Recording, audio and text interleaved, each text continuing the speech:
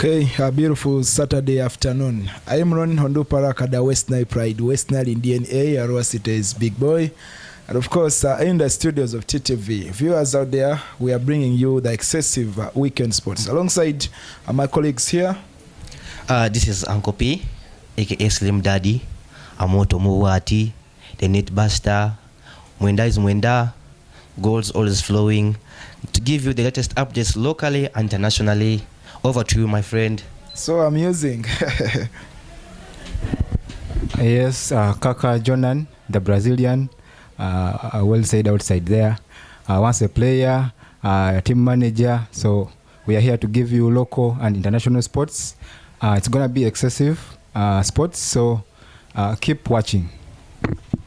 Okay, Uncle P is right here in the studios and Kaka Jonan. We are getting to the local thing and of course national, and finally we shall be concluding with the international thing. And of course, looking at the local arrangements here, we have a lot of small leagues taking on a place here in Masindi and also some other places. They are out. And of course, at the national level, we shall be looking at Uganda Cup briefly. We also have, we shall be looking at the big league. FUFA big league is starting next week. We shall be seeing teams getting back to action. We also have, of course, the Uganda Star Times Uganda Premier League, a big game there. And of course, when you talk about Uganda Premier League in Bunyoro, most people will be talking about teams like Airtel Kitara FC. And of course, in the international thing, we have got the Man U's and of course Arsenal. They are all getting into action. This is a very weekend. And of course, we have one game already underway. We shall be getting you more updates on what is really happening at that side. Locally here, we have the MK or Balam Easter Cup, and of course we have the Yoweri Kaguta Museveni bicycle race. It's also going on. Yesterday was a launch, and of course games, real football started today. We did watch, of course, that side of Nyabyaya. Today it is Nyantons. They beat Budongo. That is 1-0. So that is the update locally here. Uncle P, Nyantonzi are beating Budongo 1-0. Yes. You know, Budongo, that side, and Nyantonzi, they're into football these days. Though I heard that they have been split because of the Balam Cup, but I hope soon they'll come back stronger and stronger. Okay, Nyanton's getting split. I think it could be some other issues, but Nyanton's is a very big brand. We did watch them here at the King George Masindi Municipal Stadium as they were beating, that is Rubies, the team from town here, towards a goal to nil. A goal from Monday made them to Christmas Cup here at Masindi main stadium. Now the Balam Easter Cup is on, and of course we also have the bicycle racing, which is named after the president, Yoweri Kaguta Museveni. Jonan Kaka. Starting from the Nyantonzi side, those teams train together first of all, so they coordinate. They have the coordination. Of course, it takes coordination to win. So when you see that they came out and won, just know they train together, and that's how teams get to winning. And then when we come back to Balam Cup, most teams registered, and I think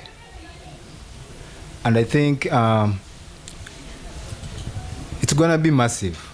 That's what I can talk about the Balam Cup. It's gonna be good, and I had the teams that registered. I think they got balls, so I think it's gonna be good, and we are calling for people to come and watch those matches, because we shall need to get talent. We have to see people who play football, so we expect a big fan base. We expect people to come and watch and support. Yes, so we are waiting to see. Okay, that is a good analysis of seeing how talent is going to move on. Of course, this trophy comes along with some other awards. When you have just looked shortly here, you will find that the winner from the men's team, of course, will be walking away with 2 million shillings, Uganda shillings. Of course, from the female side, they will be taking 1 million. The team registers with 30,000 shillings, but at the end of the day, when they emerge winners, they, of course, walk away with millions of money right here from Masindi. But My issue is we are looking at tournaments coming, but these are political tournaments. Now, when we come to politics alongside sports, I don't know what is your view when it comes to the two matching together, politics alongside sports. Mr. Imran, you know, right now, football tries to bring people together. That's the first thing you have to know that. Secondly, it's a way of trying to get people's attention. And in such, you're trying to also empower the youth. Because the youth have the power, the energy, the time to go and participate in those activities. To speak more about the Balam Easter Cup, the prices are really high this time because compared to last year's launch tournament, the winner went away with 1M. And I'm giving assurance here that come this time, Central Division, teams are there. I have heard of big spenders coming back. I have my own team also is also there. Kijua North FC. I won't forget about that, really. But locally, the prices are not so bad because if the winner is taking 2M, the second is taking 1 million, the third 700, and the fourth rather is taking 500,000, and each team which has registered is taking a ball instantly upon coming to register. That is the first benefit they're getting from that. More on that, to elaborate more on the tournament, it's trying to bring people closer. You know, villages are being brought. You know, it's bringing togetherness and unity. Okay. So players from the whole place, they're trying to come together to form teams so that they can move on. Okay. So that's what I can say. My concern, actually, we have looked at these tournaments, getting the crowds from wherever they come from, different sub-counties and the villages there, to come and showcase their talent. But my concern is, where does this talent showcased in these tournaments go after the tournament ends? Because we are looking at cases where tomorrow a team is going to win, they pick the 2 million shillings, and of course the 2 million shillings may not even spend the night. They may actually crush it that very night. Yes. And tomorrow the guys are back on the streets trying to see how to struggle. So my concern is, can we have something like a football tournament where afterwards a politician can take over, and spot some talents, maybe form, let's say it is now the Balam Easter Cup. Can we have a tournament when it ends and we have a team called the Balam FC with players identified from the tournament? But I think, Mr. Emron, we don't have the scout members on ground that are spotting the talents and bringing them together. The only thing these people look at is money, and after the money, the talent is gone. But if the scouts are to come and they see those talents, then they bring them together, they train together, they form a team, I think we shall have a talent. We shall have a talent to show. But now people come, of course those players are good, they only lack serious coaches, and maybe the training kits are not good. Of course, you see in villages they play football, they train, but they don't have those kits that they can use to improve on their football, to improve on their talent. So according to me, the scouts have to come on ground and see. Yes, that's what I think about it. Okay. Say more about that, really. Players are lacking the network. First of all, the ground to promote their talent. Once you play the tournament, it ends there. So we're lacking that network. Those football agents, the scouts, those teams we're having, in fact, within Bunyoro sub-region, if they could come, maybe start supporting players and taking them and giving them opportunity to explore their talents. So that's maybe what can be brought on ground. Yes, we are raising a concern here now on the teams actually maybe not having the scouts on ground to come and sport. But again, the scouts may be there. We have seen these tournaments being played. You may find that a player who is in this tournament is already attached to a certain club. Now, even if the scout came on ground and found maybe Uncle P, the net buster, Earninger is a good player in the tournament, but again, he's already attached to a certain team. So do you think that we need to have these tournaments and we look for talents which are already not established? Because we are looking at big names already coming in the tournament. Of course, I know there is no limit. We may see players from big clubs around the region, maybe players from Kitara, players from Boma, taking sides in the different teams in the tournament. But now, when maybe a scout comes and identifies a player, take an example, Hitman from Kitara is Omedi. In case Omedi featured in one of the teams here, and someone came and identified him and like, I want to take it to another club, you will find he already has a contract and documents with Kitara FC, which will not be possible. So do we think that when we're organizing these political tournaments, we need to look at the guys at the grassroots who can easily be identified and elevated to another level instead of using already made machineries? Mr. Imran, on that, I have tried to see through their, like the tournament, how tournaments being governed. It has laws. If I'm to check so well, they're trying to show me here that players from big league, regional league, and Super League or Premier League of Uganda are not supposed to participate. So, giving chance to the local players, first division, fifth division, non-league players to participate, try to give in, try to expose, giving them the pleasure to play and really showcase their talents.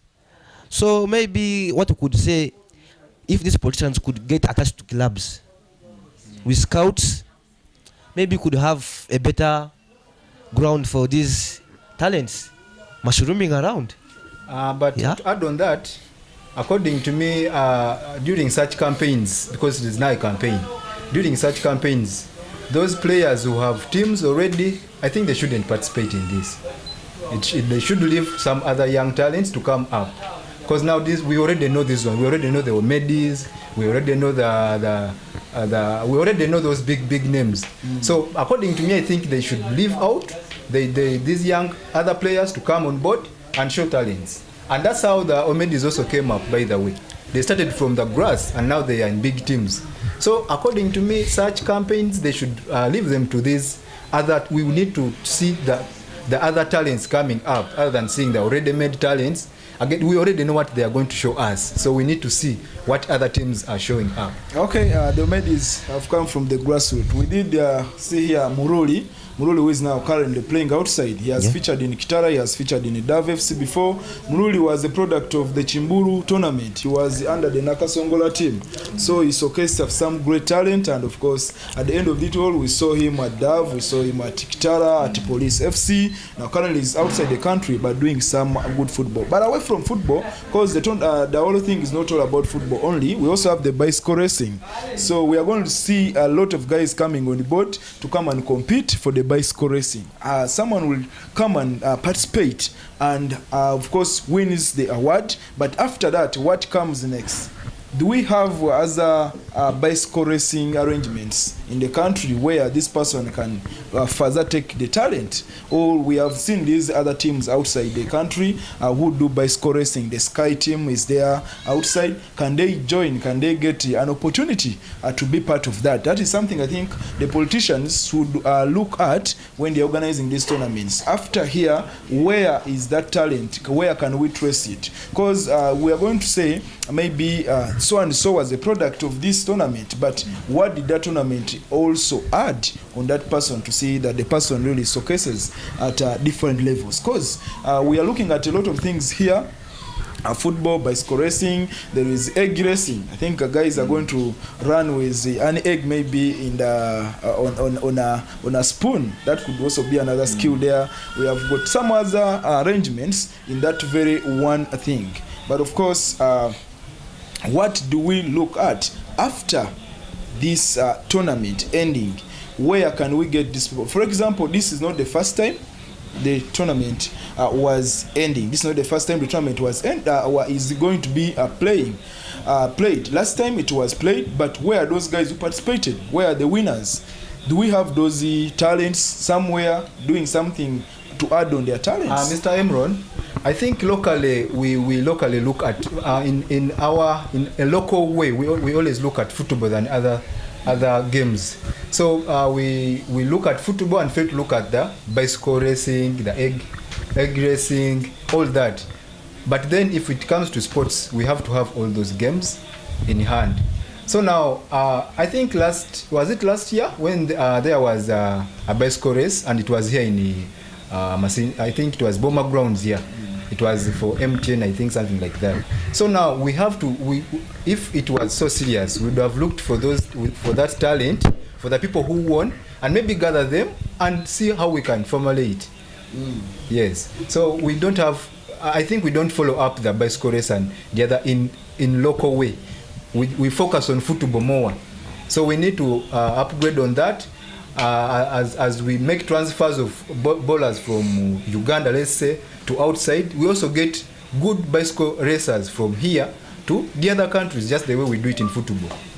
Yes. Okay, so amusing there. Now, I think even besides scouting and doing the other things, before we can also tell the politician maybe to come up with the teams, we have seen these teams, they are teams which are just formed for the purpose of the tournament. You're going to find some players coming from Kiriandongo, as players coming from Hoima, as coming from Nakasongola. Now, even if you say that maybe the best team that wins, you want to take it up, maybe put them in a camp, it's when you're going to get issues.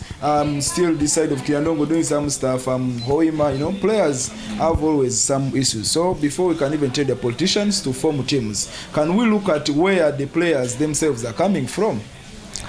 Mr. Imran, about that issue really, I'm concerned because you normally hear Vichubas, machineries. Yes, bring in machineries, Bachuba from all over. So long as the team can afford to bring a person and transport is broad. You understand how things in football run. You have the money, you get the player you want. Okay. Yeah. So and with our type of football right now, if a player gets a chance to get to become a machinery, to be taken as a machinery, sees an opportunity to get some money, so automatically he won't resist. So that's how we also try to fight that thing, maybe through maybe if we can try to say each village can organize in a team. Yes. Okay, that was really interesting from the local thing here. That is the Balam tournament, the Balam Isa Cup and the bicycle race. It is actually MK race sort of that kind. But of course, away from that, we are looking into Uganda Cup. Yesterday we had an entertaining game of football here. It was at King George Masini Municipal Stadium. Airtel Kitara hosting, that is Gaddafi, all the way from Jinja, that is from the Busoga region. The game ended 2-0 in favor of, that is Gaddafi FC, in favor of Kitara FC, Gaddafi losing. And of course, when you look at what happened there, we had 2 goals, but goodness me, there was a very beautiful goal from Omedi Dennis Mediniho. I think this guy is in another level of football when you look at him, because taking that powerful shot, if you look at the meters away from goal there on our screen, you can see what Omedi really did. It was more marvelous and really needed to be celebrated. Very powerful. Now it means Kitara FC. Previously we have been seeing Njama, who is currently at Boma FC. He has been a free kick taker at Kitara when the other season when they were in the big league. But when they came here, they brought the likes of Paul Muchures. Paul Muchures is an established dead ball specialist, and of course he has had name goals to his name. He did score against KCC, and the next game is against KCC. Yeah. It was a very beautiful free kick, and he has scored more in the free kicks. But yesterday Omedi came in and did some great work. Mr. Imoron, shortly, I think Omedi is one of the best free kick takers in Uganda currently. He must be one of the best. According to my view, according to what I think he's one of the best free kick takers. Maybe I can bring up also Paul Muchurezi because he's also good. Those guys are totally good. So if they are to, for example, they are to give me this Paul Muchurezi, if they are to tell me to bring 3 good players who can take free kick, I can't fail to bring Omedi this time. Okay. Really, to talk about Omedi's thunderous bolt free kick. He had power in it. You know, taking stuff free kicks takes energy, power, and art. A technique which is inside there. It it was really marvelous and wonderful. It was a wonderful goal.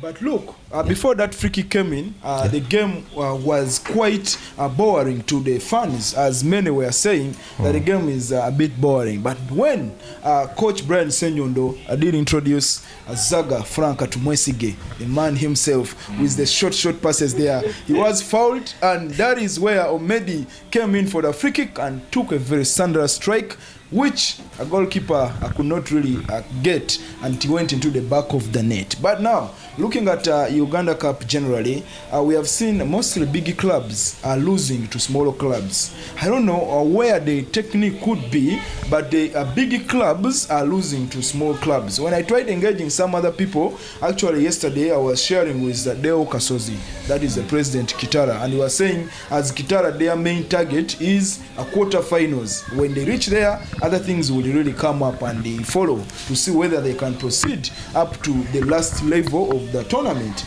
But their main target was quarterfinals. Now, some other people in the corners there say that because of the awarding system in the tournament, maybe the winning team goes with 50 million. When you look at 50 million, it may sound big money, but of course, when we look at expenditure of some clubs, by the time they reach finals, they may have spent more than 50 million. So we say that maybe if Stanbic can add more money, we may not see big clubs being eliminated out of the tournament. Yeah, probably that is true. If Stanbic is to come up and add some money, of course, we shall see the big teams winning up. Because a team cannot put 100 million, and at the end of the day, it takes 50 million. That is a 50% loss. So, of course, you take a 50 million when you've won. If you come up as a runner-up, you will take 25. Exactly. So when you look at their fixtures, you find that the big teams are the ones having the visits. So those visits, they put a lot of money. They have to pay players. They are risking their players, so they end up. Mr. Jordan, to cut you short, indeed, if you have to check what is surfacing in Uganda, financial instabilities a lot in clubs. Lack of sponsors. Fans are not always coming to watch the matches, which is one of the sources of revenues to the clubs. So you find the club spending a lot of money on the expenditures of transport, feeding, and once the clubs also do a lot of things. Football, there's a winning bonus, there's goal bonus. So all those things have to put account so as to achieve as a club. So you find clubs really are reluctant to input according to the price. So that can be one of the issues. Mostly financial, they're stressed. According to me, I think these teams still have a name to make. I don't know why they drop out. They be like, maybe, of course, they may not look at the money, but they still have a name to make. For example, if Kitara has to of course, it has to go on till the finals, because it still has a name to make. So if it comes out just because the money is less, then we still have to push. And me, I'm not going with I'm not supporting big teams moving out because of money, because they still have to make their names. They still have to be known. It is just something we are suspecting that maybe the teams are not really motivated enough in the tournament to be moving up to the last stages. But that doesn't mean that those teams don't have names. Team to be in a big league, a team to be in a super league, they have passed through stages. Ugandan football, it starts down there, the 5th division, the 4th and what, the zonals, the regionals. By the time you reach that big tie, you have already made the name for yourself. Yeah, that's true. Really, to take you through how their leagues, how could they rate from non-league to 5th division, 4th division, and from once you become a champion or you qualify to play, there is also zonals to qualify for regionals. So from zonals, you qualify for regionals. From regionals, then to big league. But still from regional, you still have to play playoffs. So between two regions, from two regions, then you still face the champions from different regions, so as to qualify to enter the big league. And the big league, automatically they take 3 teams to the sometimes Premier League, where we call them the now the superpowers. Okay. Okay, as of course that he was there for Uganda Cup, and we are expecting more now. Away from Uganda Cup, we are seeing that is the big league resuming. Serious business is coming back, of course, next weekend. We are looking at the Ababet Greenlight Stadium, that is way back, that is that side of Arua City. They will be hosting Boma FC. The Tukiate boys are traveling to Arua. That is a very long journey, a full day actually, almost a full day journey, a full day travel to that side of West Nile to go and play. That is against that side Ondu Paraka, a team that was relegated from the Uganda Premier League side to come back to the big league. Actually, talking about Ondu Paraka, Arua is fading out of football. Football is going out of Arua City. I don't know where the problem could be. You're seeing Arua Hills is now out of, already relegated to the big league next season, and they are no more right now in the Super League or the Premier League. Ondo Paraka still struggling in the big league to get qualification back to the highest league in Uganda, in the country. I hope it won't be an easy game for the Tukete boys, the Masindi boys, Boma FC, though they have the upper hand, because they are also looking forward to qualify for the next season's Uganda Premier League, and possibly they have high ambitions. Actually, Boma is just 3 points away from qualification numbers. Of course, they are 3 points behind. That is Mbale Heroes, which has 27 points, and Boma has 24 points. If they win and Mbale Heroes loses, maybe Boma goes 27 and they get them up. Maybe the goal difference, Mbale has more goals compared to Boma FC. But of course, Boma traveling to that side of West Nile to play against the Ondu Paraka. That is in the Ababet Greenlight Stadium. I'm expecting serious game of football. You know, football in West Nile is not just joking football. Last time Boma traveled here in the Uganda Cup to play against Pakwachi. It is a small side there, but of course Boma went with 2 players on substitution.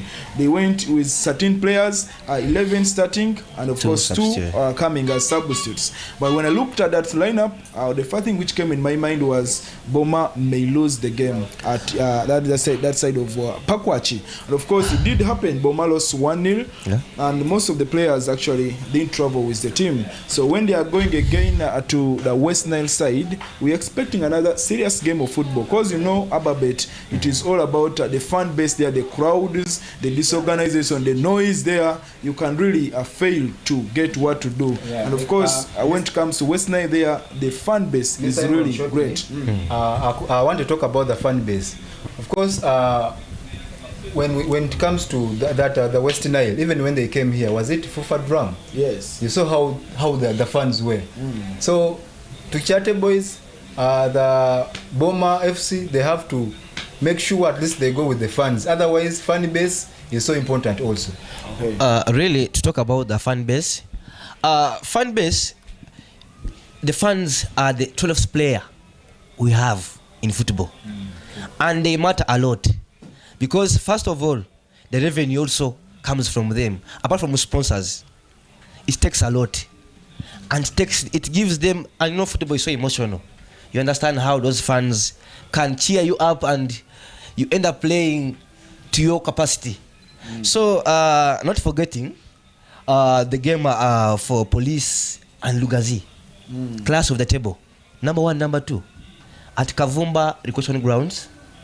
I hope Kalanzi, their jersey number 10, is very good, and the top scorer Isaac Ogwang.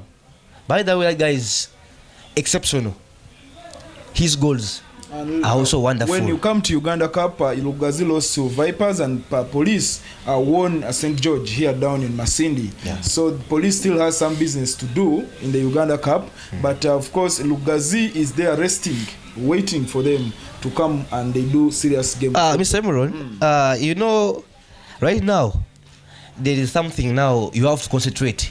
If you are to qualify to the next league, you have to concentrate. That's why if guys with the 1 league, they can concentrate, rest, have all the time to prepare for you. So it really, I think, but the police is a good side. So Lugazi is stubborn. Okay. Yeah. And of course, it's very interesting there. We shall talk more about the big league. Of course, that is next weekend. Of course, we know when next week is when serious business is resuming. Now, when you go to the Uganda Premier League, the start time is Uganda Premier League. Yesterday we saw Kitara here. Their next game is away to KCCA. That is Lugogo. Start time is Lugogo Stadium. That was previously named after Philip Omondi. Yeah. The Philip Omondi Stadium now down there in Lugogo. It is an artificial turf where I feel Kitara really has a lot to do to catch up with how football is on turf. And besides that, the game is at night. Now, Kitara also, they have to develop some more experience on how to play at night. But guess what? Their president said he expects to pick a point from Lugogo, either one or the maximum 3 points. Okay, Mr. Imran, talking about Kitara, it has had some players who have been playing on the turf, though not many. Kitara, right now they're going, it's going to be a tough one for them. Yeah, a tough game for them. Recall, there's also something, I think, of revenge. You can't win me home and away. Yet I'm a giant of the league. And talking about Uganda Premier League, you can't really skip 2 or 3 teams case is among. So we shall have a tough game. The best team and prepared team with the efforts to move forward will win the game.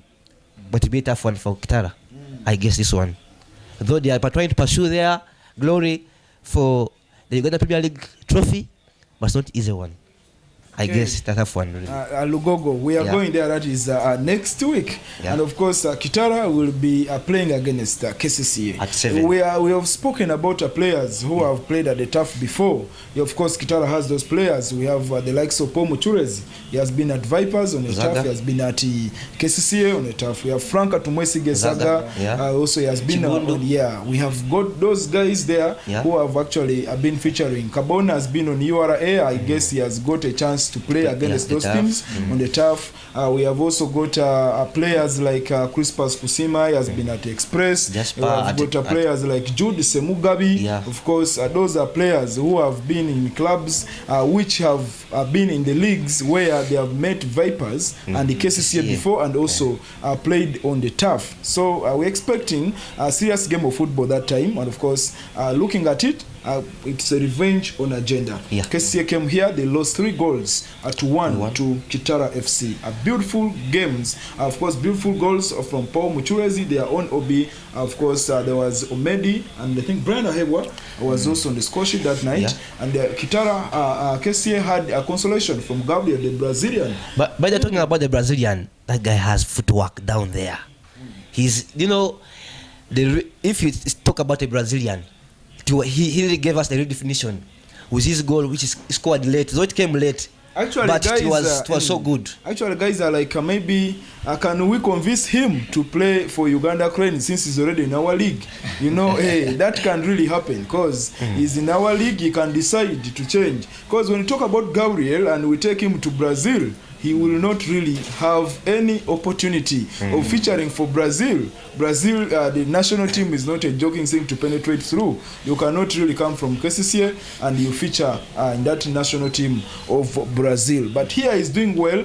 That's some guys on the streets were like, can't we convince Gabriel to feature for Uganda Cranes since he's already in our league here? Yeah, really. But it will take a lot, the efforts and maybe financially, because to move you away from home, you know, they always say east or west, home is the best.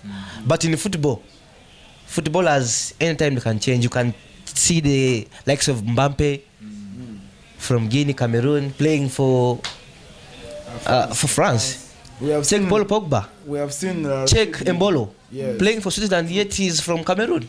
I think even was it Zaha once played for England? Yeah. We have the Karim Mustafa Benzema. These are Algerian guys. Zinedine Zidane from Algeria here.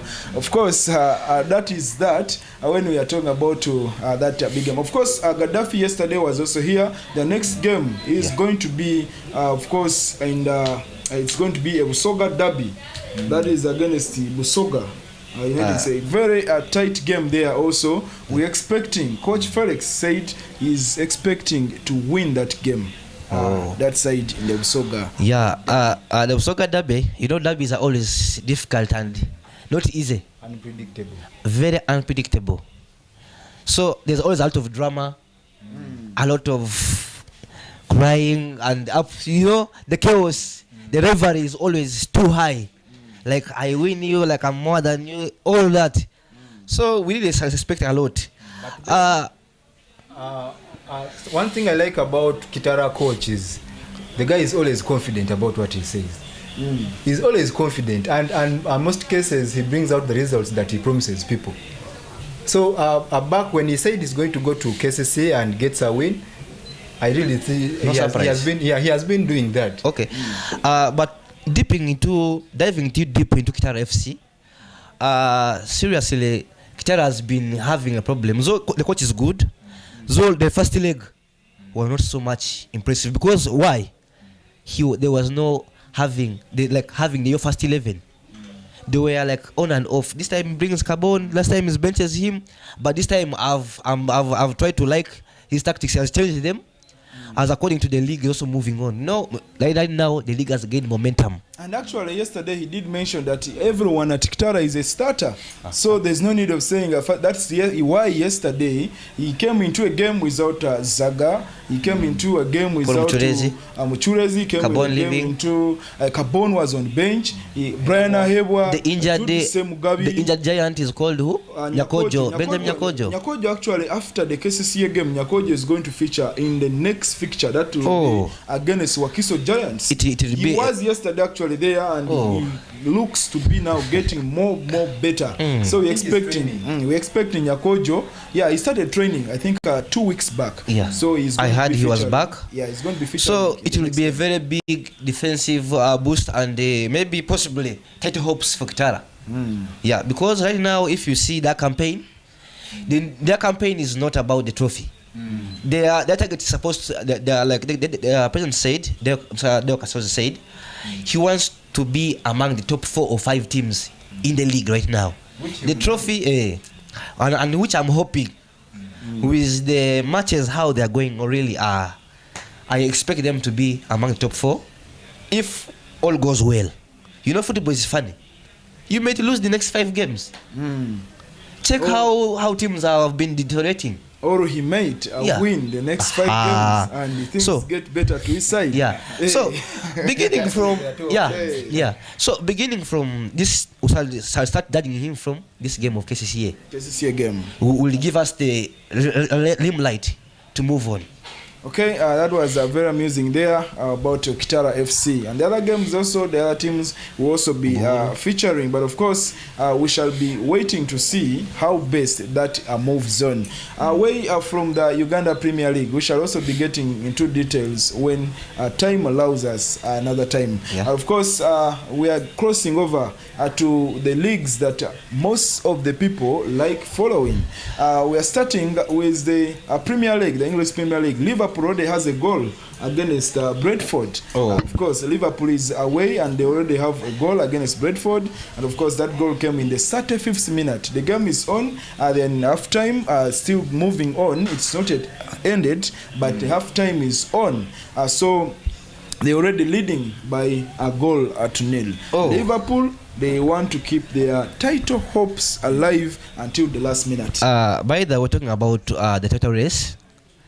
It is really getting now tight and ugly. If you to get the why point. not beautiful? No. Because what you have to now see is each team has to put in every effort, every player who is available, fit, and okay to play. If not injured, they are giving it all so that to gain the maximum points. Okay. So you will see that Liverpool will have to dig in hard to keep that rhythm. Man City is not a team once it goes onto the table. It is like it has a coach who knows what exactly means by a trophy, by the league. So you have to keep winning so that you can become the best and probably win the title. So Pep Guardiola is not an easy coach to beat off the title. As of course it stands now, Liverpool with their lead already, they are on the first on a position with 57 points now. That puts a gap between them and Man City, which lies 2 games behind, but with 52 points. Now, what is the story to Arsenal, which led last season and almost had hopes of taking the trophy, but things didn't work out well for them. This season they did the same. Now they are trying to get back to the title race. Okay, talking about Arsenal and the title hopes. Really, Arsenal, the turning point was winning against Liverpool. The 3-1 victory brought some light. The title hopes. Yeah, title hopes have been really revived. They can see somewhere. Though Manchester is going to be having a tough game, which I can call the game of the weekend. Man City up against Chelsea. Yeah. If you have to dig deep into Man City, the last form against Chelsea at Etihad, it is really so good at beating Chelsea at Etihad. Actually, not only at Etihad, but Chelsea last won against Man City in the Champions League finals. That was in 2021. A goal, Kai Havertz now, who is having a struggling game in the Arsenal club. So I think Man City against Chelsea, it's always upper hand for Man City to win a game. Really, the way I see all the players who are available for Man City, no doubt. Of course, no doubt. But 60, then 60% there's a view that I saw Pochettino, in his words, he said this time he's coming to do anything possible to take off Man City. Of course, like any other coach, he wanted to say it. You can't tell your employers that now this time round I'm going to lose. Even football is very funny. After I'm now looking at West Ham last weekend, they were 4 goals down in the half time. I'm now guessing what the coach was telling the players to do in the second half. By the way, to recall what really happened in the first leg and compared to what happened to West Ham in the second leg, it was so sad and disappointing. A fan loves to see the club win. So you're supposed, football is funny. Last time West Ham won 2-0 and even missed a penalty in the last minute, in the 9 minutes by Pablo Fernandes. Missed a penalty. And moreover, winning at Emirates. But at your home, you lose, you're down 4-0. And fans actually left the pitch. Unacceptable to fans. Very disappointing match for West Ham fans. Sorry, they lost. And most especially towards the London derby. These are all London teams. Arsenal is in London. And of course, West Ham is also from London. But we are still looking at the Liverpool game here. Liverpool, they have kept their hopes of the trophy are still alive, because if they are leading by 1-0 here, that goal which came through Darwin Núñez. Darwin Núñez now, when he scores, that shows that Liverpool, the starting front line, which started today, Liverpool, and that is Darwin Núñez, Jota, and of course this is called who? This other. No, he wasn't. No, it is Diaz, the Colombian. Of course, the 3 players so far were having 22 goals to their names. Now they are having 23 goals. That's striking line. But remember what? On bench they are having Momogale Salah, who is just back, and of course he has 14 goals to his name this season so far. We're expecting him to land on the pitch and also put a very entertaining performance. Talking about Liverpool's forward, the electrifying winger Luis Diaz. Yes. Jota is so good. Any area, either air down, all he will. Actually, when you look at that starting lineup for today, when you look at the striking line, it is Darwin Núñez who takes a lot of chances to put the ball into the back of the net, but the other guys really use their available opportunities to grab a goal. Actually, talking about Darwin Núñez has been really off. You know, sometimes when they call it a dry spell when you have no goals. Yes. I remember in 2013, where Messi went around 10 games minus a goal. But Darwin Nunes has tried to find his squad in boots. So he began last weekend against Burnley. He scored the third goal, and that came late in the 79th minute.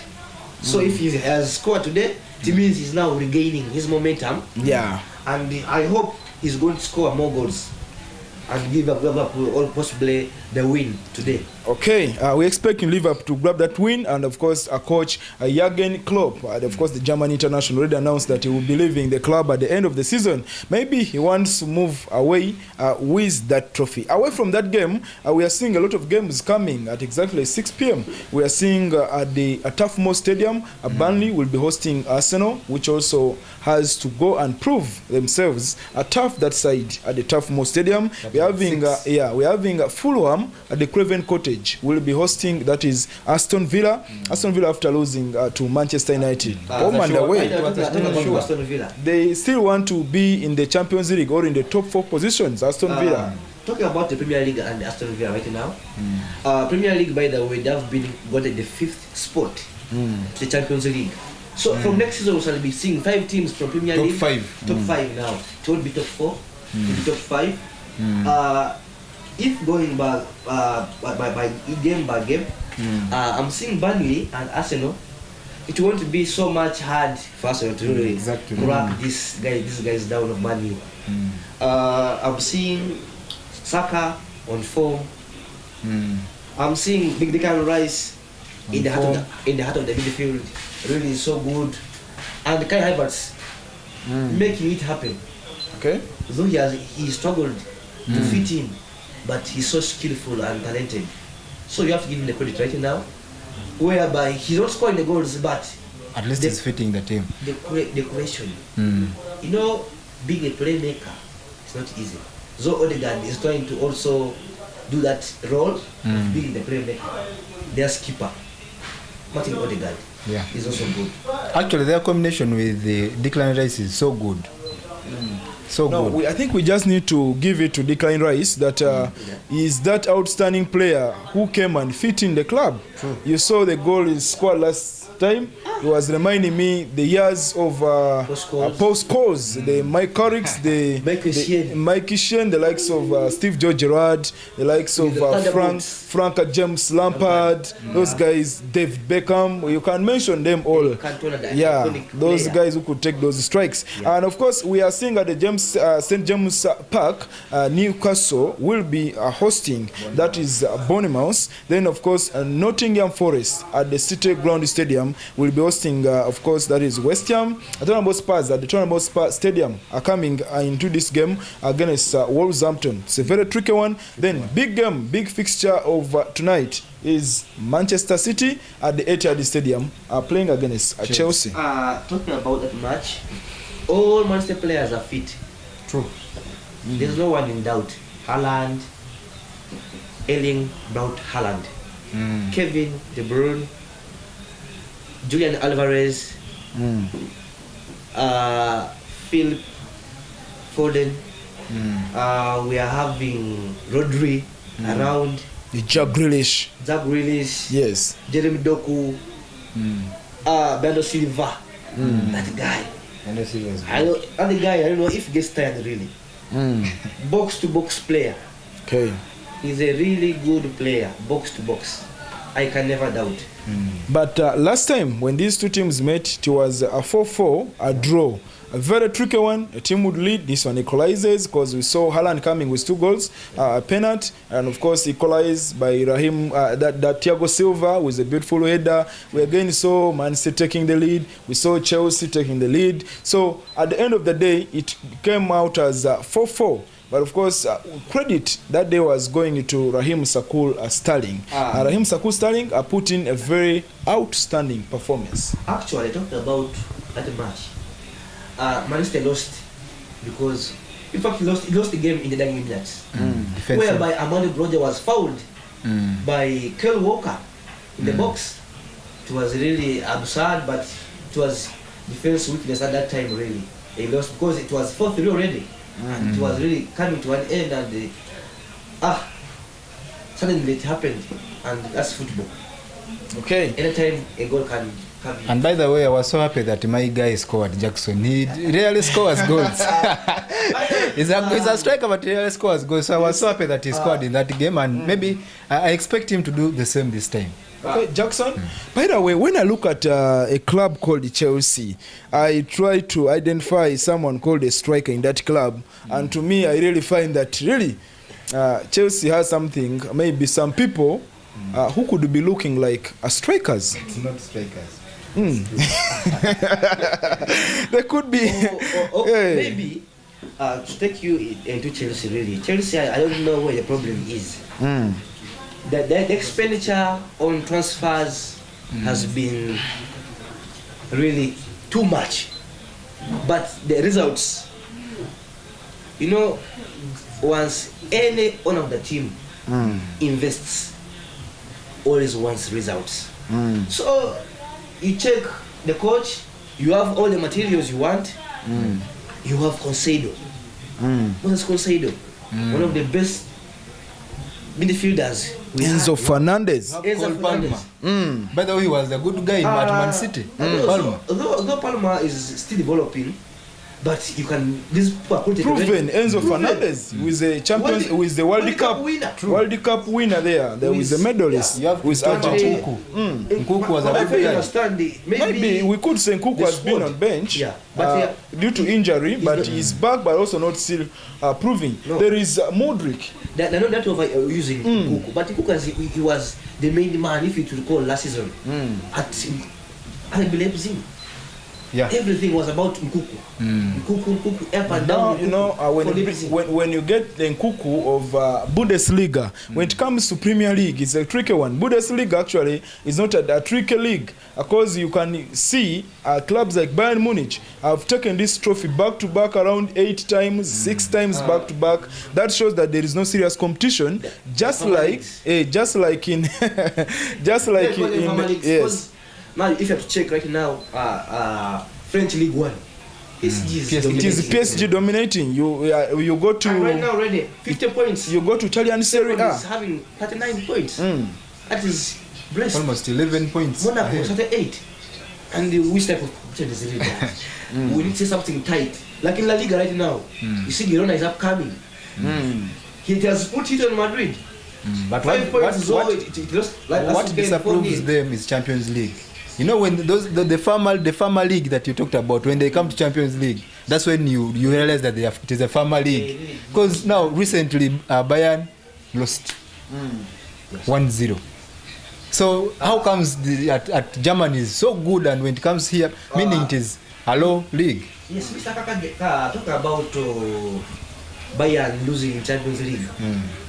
They are not so good. I don't know what happened. But they missed a couple of chances. I think Hurricane was there? Yeah, so in fact the coach was really angry with Hurricane, Leroy Sané and Musiala, because he got in fact 3 open chances, 1-1, man to beat, and really never put it at the back of the net. So we really expect an overturn in Germany. True. At Allianz Arena, it will be a different story. Lazio at really will be at their feet to win at the game. Okay. Now we have more games coming in the Premier League tomorrow, and of course, can we have a prediction of the biggest fixture today? That is Manchester taking on Chelsea, before we can look at what is happening in the Premier League tomorrow. Okay. Me as Uncle P, I will talk about this. My prediction on that game: Man City to win 4-1. Man City winning a 4-1. Really, Kaka. According to me, as Kaka J, of course, like anyone else, you first look at the lineups. De Bruyne is back. Last match, De Bruyne was not there. So you expect him to do something better this time. So, of course, Man City will have to win. I think 3-1, probably. Okay, 3-1. I'm also expecting more than 3 goals in the game, but of course, Man City taking the lead at the end of the day. Tomorrow, we are seeing Sheffield United will be taking on Brighton and Hove Albion. We also have another game coming. Luton are taking on Manchester United. Now, looking at Manchester United, they are looking at how to get back into the Champions League positions. They are 5 points away from number 5 and 6 points away from number 4. So Manchester United, what do you see in tomorrow's game? Having got a very slim win against Luton, and the defender actually Lindelof coming there to grab that winning goal for the club. Talking about Manchester United deeply, they're trying to find a winning rhythm, trying to get it back to winning ways. Though this year, 2024, they haven't lost any game. Yes. As well as Man City. So chances are really high for them to win. And more so, the striker Hodgland is on fire. Every game he's is trying to grab the goals. True. Though he began, but he hasn't really been fed as a striker. But he's a good striker. Yeah, he's good, but he hasn't got those feeding, like how Haaland is fed with the matches, with the balls. But at least now I think Casemiro came back and he will have to do all that. Casemiro, actually their midfield is good. Casemiro, Kobe Maino, they will do something. Then Fernandes will follow up there. I'm sure goals will happen. And of course, Manu will have to do something. I think no. Now, Manu, talking about Hodgland, he has been having challenges with players from the wing. Yeah. When you look at players from the wing, and of course they have been doing a lot of things, but not to help the striker out to find the back of the net. We have seen Antony, this the Brazilian. You know, when Antony gets the ball, he does 3 things. Antony either passes the ball back to number 2, or he dribbles and they take it, or he tries to shoot and it goes over the bar. So talking about Manchester United forwards, especially, and the people who are supposed to be like the playmaker, that is Bruno Fernandes, the captain. They haven't really done enough to make Manu have the goals. Hodgland is not bad. He tries to move around, but selfishness of Rashford, yes, that one I won't hide it. He's selfish. Talking about Antony, he's down off form, So down. and really Actually, if you bring Anthony of Ajax and you bring him here with Manu, you may say that this is not Anthony. So could be a he's totally photocopy. off. Exactly. A photocopy He's of totally off. the Ajax Antony. Okay, now I think Hodgland, even if he scores, you really see that his goal comes from his own struggles. In most cases, Hodgland has found himself on the score sheet in the last 5 Manchester United games. And by the time he moved out of Champions League, he was already having 5 goals also in the Champions League there. So that means that when it comes to Manchester United, they have that striker in Hodgland, but the people who are giving him, we have to admit that the captain himself, Bruno Fernandes, is not on top of his game this season. Things are not yet working out for him, but of course he's one of the only people you can rely on to see that he still goes on with who? With goals. Bruno Fernandes, really, when even he tries to shoot, you really see he's not the real Fernandes that we are seeing those as the previous seasons. But I think Fernandes has played a lot of games. Maybe he has not got that resting time. I think he has played a lot of games and he needs some other guy who can also fit in some other games. Then this time, Fernandes plays this game, the other game they bring in the other guy. no, but he's not paid to rest. He has come to play and do serious game of football. But again, when he overplays and he gets so much tired and maybe he fails to deliver what he should do. Okay, maybe saying guys getting to know his style of play and out-signing him in the games. But him going on to rest, I think Bruno Fernandes, there is a time when a player is on top of his form and there is a time when a player is in the struggling days. Fernandes is actually still struggling. But I think Hodgland's goals, the previous goals, have not only come from the midfielders, but a credit goes to, that is, Luke Shaw. You know, when Luke Shaw is there in that number 3, there is the crosses that he always brings into Actually, the box. Dalot does that too. And Dalot does them this other side. By the So, way, Mr. Emerald, talking about Manchester United deeply, their goals have been all coming from crosses from the wing backs. True. Dalot, Luke Shaw. You see, the skipper Bruno Miguel Fernandes. If you to see the real Fernandes in Portugal, is different from the one of Manchester United. Agree with me upon that. Then you see the struggles Manu's defense is having. Today, Maguire is around injured, but the stronghold Martinez is off. That's why I've seen Manchester United conceding goals. Onana is off form. Zoe is trying to regain, but we need to see clean sheets in matches. If you're a big team, you have to win at least 4-0, 3-0, 1-0. Yes, that makes a big team and makes a good defense. Keeper, do your work. The defense adds on. The midfield covers for them. But we are trying to see this really has taken time at Manchester United, really. But taking him back shortly, Yeah. I think De Gea had that same defense, and he used to make the clean sheet. So I think Onana must be having a problem, according to me. okay, you think Onana must be having a There should problem. be a By problem. now, Onana has made a brand for himself. Onana of Inter Milan last season, the one who went to the finals of Champions League for Inter Milan, and of course, the Onana of Man U, they are quite different. Onana of Man U, things are not yet working out well for him, but give him a credit. There is where he does the saves you expect him not to do. Against Aston Villa last weekend, you saw he had a very brilliant game. A very beautiful saves from him, and of course, that was where I believe that this guy is one of the guys who are going to be making the club sign. Gone are the days, you know, as Manchester United, people need to know that there is a change of system. Gone are the days someone would come back from a hole and you're like, how did the game end? That person tells you 4-0. You don't ask who won. But nowadays, nowadays you also have to go extra mile and ask who won the game. Because when they may say 4-0, it was Man U playing maybe Brentford, you say, how did it end 4-0? You have to ask who won.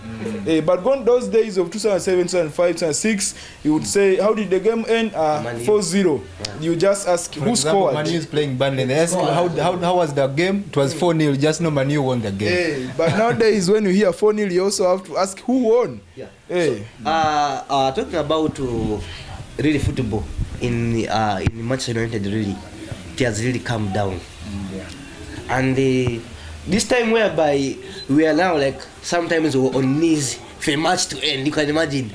A team presses you and you take a distance at the win at Wolves at the Molineux Stadium. It came from far. You get it. But I'm liking the tactics of Ten Hag that there's Maybe upon the last game. I really liked his tactics upon the last game, whereby he had to bring in McTominay, and then after he brought in the defenders to defend the game. Exactly. I was impressed by the last game. Should we say McTominay is a game changer? No, he's a super sub. Like yes. hey, Oregon I Associate. can tell you, there's some people who are not meant to be starters, but to be dangerous substitutes, whereby a team has to be having some players on bench. By the way, Take Julian Alvarez in Man City. He's a super sub. Take Trossard in Arsenal. Super Super sub. sub. That's what is now doing. Yeah. And by surprise, you got to be surprised that McTominay is the top scorer of Manchester United. yeah, he has 7 goals. He has 7 goals to his name, and Ogeland is having 5, and the others are also coming up, the Rashfords. Yeah. Of course, McTominay not only saved Manchester United against the Aston Villa last weekend, but he did it before. So when he came, that was against Nottingham Forest, when he came and saved the club.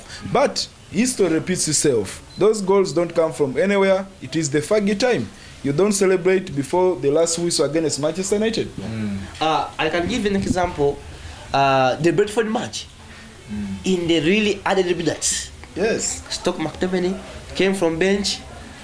He replaced Christian Eriksen, but his impact, the 2 goals, in the 91st minute and then the 96th minute, the last minute of the game. That brings us those back memories of the 1999 final where Man U beat Bayern Munich. Yeah, 2-1. Whereby Ole Gunnar Solskjaer and Teddy Sheringham. Yes. Really, it was sweet, but it was heartbreaking for the Bayern fans. For the Germans. Yeah. And of course they said they have never forgiven Manchester United. Football is so emotional. So and if you to see how these games are really played, fans get too emotional. That is it. So maybe Manchester United, we have to believe that they are becoming king of the comebacks. Of course, we have seen them do that many. Just like locally here, the media team for Masindi, we have also done enough comebacks in different games. By the way, our winning streak. I think he's a striker. Is he a striker for the media? We too. We have given hard times to those clubs down there. And of course, with our big goalkeeper, that is Joel, the manager himself. But I think he has some good saves. Yeah, Joel has kept. I need to see those clips, by the way. He makes himself big in the goal to make it hard for a striker to score, to penetrate that goal really. Joel, and also we in front there, we make things happen by goals going at the back of the net. Of course, looking at that just briefly, Joel has done us wonders in different games. Unlike the other media guys who come in and there's no impact. You've seen Yaz Musin. He came in just in 3 minutes. He was almost asking for substitution after failing to do what he's supposed to do. Then we have got. He was like, I need some water. Yeah, we have got also those. I need some water. Are you guys? I can't run. He has to stand in a position whereby you want to move, get the ball passed to him, passes to you. If not, it's taken, and that's it. Don't remind me of the days when we were playing in Masini Stadium and we brought in selector Majaju Ziwa. The first thing he did was he knocked himself with Washington. They all fell down. So that was very nice. But this for them, they come and try it on the pitch. Unlike the Cliffs, who are always there, just clapping hands when people are doing wonders. So that was Manchester United there for you. Clubs are getting back to Champions League before we can go to the other leagues, Serie A and finally Spanish La Liga. Let's take out the other leagues, baby. We can look at the clubs. Arsenal is going to play against FC Porto. We have seen Arsenal has not won a game against FC Porto since 2006. That is coming next week. Mr. Emron, talking about Arsenal, mostly those teams which are going to play Champions League, it is one that if I check on the records, Arsenal last won in Portugal. It was year back. I think it was 2006. 2006 when they went up to final, which they eventually lost to Barcelona.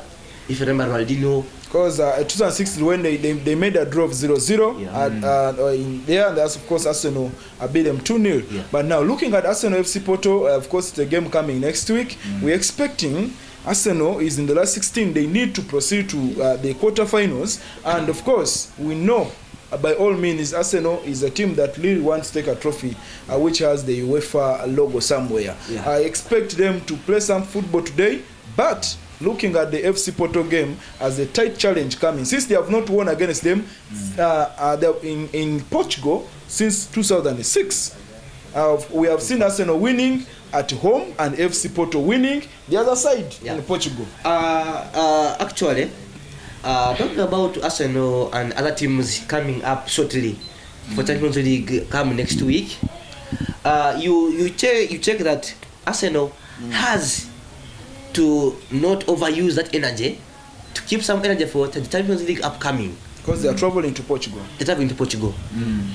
Check the distance also matters. So that team, I found those other teams, you can see PSV played yesterday, to win this match 2-0. Inter Milan which is going to host at the Giuseppe Meazza Stadium, hosting Atletico Madrid. Atletico Madrid. Yes. Atletico Madrid is actually in a game now, and they are leading 2-0. I think second half has just started. No, they are actually in first half, but leading already 2-0, of course, at the Wanda Metropolitano Stadium in Spain. That is Diego Simeone leading them there. They are still leading by 2-0, but I'm expecting them to grab more goals. Of course, looking at that Arsenal, we are seeing that maybe they could play reserving some power for Portugal come next week. Now, crossing over at the Spanish La Liga, and of course, last year we shall be looking at the Bundesliga and the Italian Serie A as we round it up here on TTV Uganda. Now, looking at Spanish La Liga, yesterday we had the game. Villarreal are taking on Getafe. We didn't see this time round Mason Greenwood on the score sheet, but of course it ended 1-1 at home. Yes, of course. All draw, and of course Villarreal grabbing one, and of course Getafe also grabbing one to their names. And today, of course, more games are on, and we are seeing here, when look at this is Atletico Madrid leading 2-0. Osasuna will be coming up next with Cadiz, Celta Vigo, Barcelona, Valencia will be coming with Sevilla. And of course, more games in the Spanish La Liga will be coming tomorrow. But when look at their table, of course, amusingly, Girona is becoming a very stubborn team here in the Spanish La Liga. It is number 2, just following Real Madrid. We can talk about Girona as a surprise team for this season. True. It's like one time when Leicester tried to took the trophy that time. Remember? But this time, it came Girona from down. It came from down, and people kept on saying it will lose. It will lose. It so kept on winning 1-0 cutters of Jamie Vardy. Vardy became but Vardy. Actually, Girona has been a surprise team of the league this season. And checking, if I see by the games per now, but last season they were in the 17th position. You can't imagine. But right now they are in number 2 with 56 points, which has beat their all-time points and position in the history of Girona FC. Yes. So, as but we are, Girona did get some Arab money. Just like Newcastle was taken over by Arabs, but, and things try to change around. And still, if you check Girona, their signings, they are not they're average players, but they have with teamwork. They have with teamwork. Check the Dubravka, their top scorer. You see Bellingham, top scorer of the league. You see Dubravka, 14 goals from Girona. Can you imagine? You can see. You check how if you see check the players they're having. They're blind. Reject from Ajax now. Reject from Bayern, who has been at Bayern last season at more on loan. Signed 6-year man contract with them. Right now he's off, but he's now in Girona. And he's revived. And he's doing well. Okay, Girona there, and of course number 3 of course is Atletico Madrid. Barcelona is coming as number 4. Barcelona, which was known for doing the best there, they are now in number 4. Xavi, the passer of the ball. Remember Xavi? One time when they were playing Chelsea in the Champions League, in the first half only, he had passed the ball 173 times. Talking about Barcelona and Xavi, Xavi is leaving at the end of the season. Heartbreaking for Barcelona. Because they thought he would build the project and make Barcelona great again. But over again, Real Madrid is overshadowing with them, has taken over them, and they are making McQueen signings. Check Jude Bellingham. They have brought in Endrick, who's going to be given the jersey number 9. And they are targeting Kylian Mbappe, Sanimi, Lotini, Kylian Mbappe. And here, and definitely they will take soon they're confirming him. Though it hasn't come to book yet. Yes. But soon they're going to confirm him. They are already interesting Haaland to join them. It means what they're building, and to check their age bracket, 22, 23, they're building a project which is going to run 10 years or 10 seasons ahead. Whereby you expect Madrid to be a European giant again. And I want to give it a doubt they continue dominating European football for some time. Okay, the other games coming tomorrow, we shall be seeing Rayo Vallecano will be taking on, this is Real Madrid, Granada will be taking on Almeria, and Mallorca, Real Sociedad, Real Betis, Deportivo Alves. Now, chipping shortly the German Bundesliga. Yeah. Talking about German Bundesliga, Leverkusen has become Leverkusen. Xabi Alonso has brought in, I don't know, tic-tac football. I think they have a game today. Yeah? Yeah. They are going to be But playing. he has brought in tic-tac football. If you watch the game, Leverkusen against Bayern, the first goal, the touches, they were 22 from the goalkeeper. 22 touches. From the defense through the midfield. So amazing. Up to the goal. Whereby you fail to touch the ball up to the net. I recall that incident when Man U was beaten by Man City of recent, the first leg. Man U never touched the ball for 10 minutes until they scored the goal. When Haaland did his second goal against Manchester United in the first leg in the Premier League. So Xabi Alonso could probably have gotten that idea from his coach Pep Guardiola at Bayern and copied this style and liked it and loved it and really embraced it, and is now putting it into Leverkusen. Check his signings, and not so much that they have been on top of the world, but you can see the signings he made to players. Check Xhaka. And by the way, From Arsenal. when you talk about tic-tac football, you have to give the credit to Pep Guardiola himself. There's when Barcelona passed Real Madrid 13 minutes without touching on the ball. 13 minutes in the El Clasico, and Barcelona did beat Madrid 5-0. Yeah, 13 minutes without touching on the ball, just chasing. But that is also coming in Ugandan football. You know what? He's called the David Obua, with URA. He scored a goal after passing for 3 minutes without opponent touching on it. 3 minutes. Obua is bringing that culture in Ugandan football here. Talking about URA and Obua, their football is not so much different from AC Villa. We experienced it here against Kitara. Kitara was living so dangerously in that up to where when they conceded the goal, the whole team was organized by the touches. Check the goal, how the goal came. Tick tack, tick tack, tick tack, and keeper was out already. He was beaten because he was trying to, tick tack football is only destroyed by those spaces where they are passing. You have to not let them have those spaces for passing that ball. Tick tack, stop it that way. Those gaps, block them, and if you allow, you leave dangerously anytime. It's coming at the back of the net. Check how it was almost turning late, and Kitara was going to lose out on the home ground. But that tic-tac football in Uganda, I have experienced in two teams. That is URA and AC Villa. Because AC Villa have a very good coach. Is it Portuguese or Brazilian? I think Brazilian. Yeah. Yes. It should be. So that guy has brought in that football. So should we say Obua copied from AC Villa, or he also came? No. Obua knows his football. When it comes to football, the Obuas are the names you mentioned. Yes. David Obua, he was the son to Dennis Obua, who was also another Uganda Cranes legend. So that is. In fact, the father is the ones who played in the finals against Ghana, which they lost 2-0 in the AFCON 1960. That was 1972. Yeah, 72. 1972. Amid this time. Yeah, but now you may when you go back to that squad, it's when now you're going to bring us here to Chakatabuka and talk about Francis Kulabigo. The Bakeniba is here in Chakatabuka. What was one that squad? We have seen Jimmy Mugwa, may he so rest in peace. He died here in Kiande. Masindi, we have got those guys here. We have Beka Kasigwa, the only barefooted Uganda Cranes legend, still surviving. Is in Kisalizi. He was in that team of 1956, which played against England in the Olympics, and they won after removing the boots. So we have legends here. Yeah, we have got those legends on the ground, but of course we need to be signing out. We have, I think, had enough of the package today. So Mr. Imran, I really appreciate our viewers out there.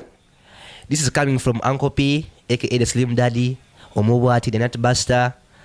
Love you guys there. Keep on subscribing. Go and download the videos of the show. You can watch at your own time, at your own convenience. Love you guys. I sign out. Uncle P, aka Slim Daddy, the Netbuster. Love you so. I'm Moto Mowati. Love you so much, guys. You have the Omuwati. All right, Kaka J, we really appreciate you guys for watching us, and we pray that maybe next time we shall still come and join up. You be around. It is every Saturday at 2 at TTV. Only that me, I'm a team manager. Of course, Emron can witness. I took the trophy. That was the Xmas Cup. Team manager Kiamugwera. I salute Kiamugwera players all. And also, I played football. Of course, I have a medal. You can also witness that at Alfred Xmas Cup. Exactly, we are together. So you guys, we really appreciate for your time, and thank you for following TTV. We really request you people subscribe and watch. You download the videos and comment. Yes, thank you so much. Love you.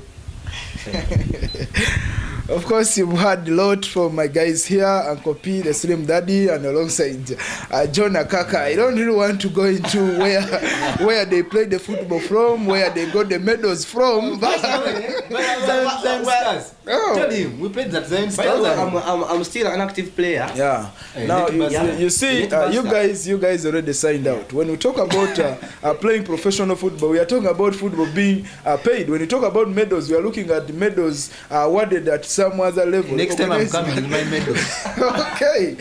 Viewers there, of course, it has been TTV Uganda there for you. My name is Emron Aundu Paraka. The West Nile Pride, a West Nile in DNA, Arua City is a big boy. I can't leave without saying congratulations to all the students that made Masindi proud and Uganda proud. Not forgetting the only school in Masindi which had 8 in 8, Masindi Army SS. I have to say a big ups to Jimepa there, that is the Greater Masindi, a media practitioners station. I have to say big up to Masosa, that is the Masindi Army Secondary School or the Students Association. A big up to Grossa, that is a green field. Of course, all the Students Association with the President, Manager Joel Tinkasimire, Akiki Mwana Wakaka there, for the man himself. And of course, my buddies that side of Oyam, I know you've been following from all the way of Oyam Institute of Science and Technology, and my employers right here at Red Arts Education Uganda. We meet again next Saturday with a lot of sports. Same time, same station, same presenters. Tune in. Just don't forget to share.